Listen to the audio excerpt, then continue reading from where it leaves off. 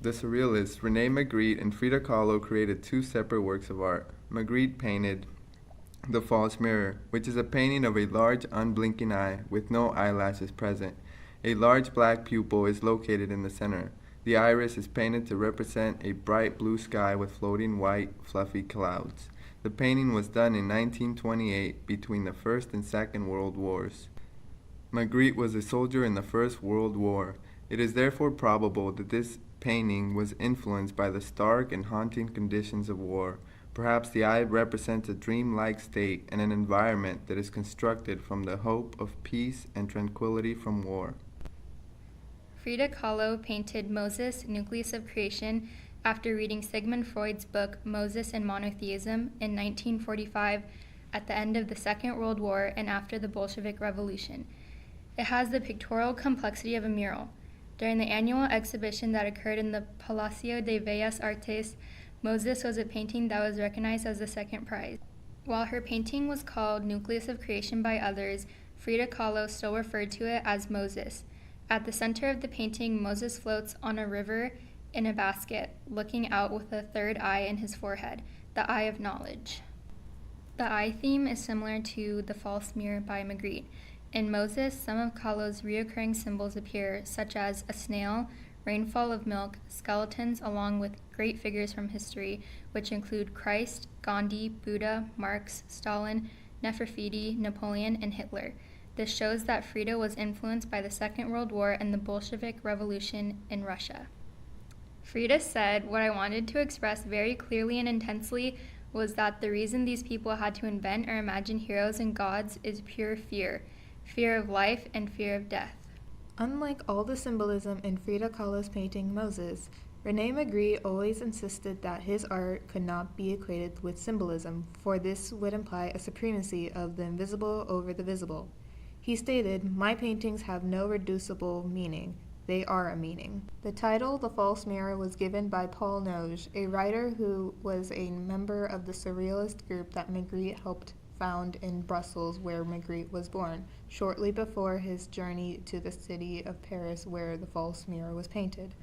The False Mirror challenges its viewers to question what they think they know and see. This painting is an invitation to view the world differently than normal. Magritte was strongly influenced by De Chirico, the Italian who invented Surrealism, and like him, sought to reveal the hidden affinities that are linking objects that are normally disassociated. Magritte's painting presents a challenge to the real world by turning everyday logic topsy-turvy, substituting a different kind of order which our unconscious mind recognizes as having a rationale of its own. Frida Kahlo's Moses is distinct from the movement of her time. All the physical and spiritual suffering Kahlo experienced is reflected in her work.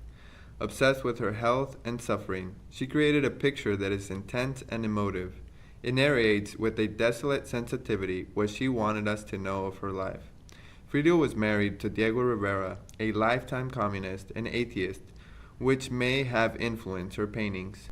This painting was commissioned by Don Jose Domingo Levine. He asked Frida to read the book Moses and Monotheism by Sigmund Freud, and to paint what she had understood from it. Therefore, as we can see, this is how she viewed her interpretation towards the book. In the middle, she painted an abandoned baby which has a third eye in his forehead. This baby is believed to resemble Diego Rivera, her husband, and like Diego in her other paintings. Diego Rivera secured asylum for Leon Trotsky and his wife in 1937. Frida had a love affair with Trotsky. Trotsky was a leader, along with Joseph Stalin and Vladimir Lenin, of the Bolshevik Revolution in Russia, which directly led to the Second World War and Cold War, which was a global struggle between communism and democracies, which included the Korean War and the Vietnam War. Magritte's painting encouraged people to look at their everyday lives in a different way.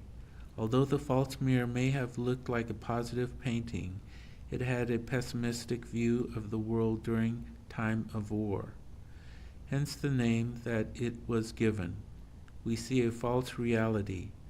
Kahlo may have been influenced by the communist figures in her life to create a painting that displays the fear people went through during the world wars.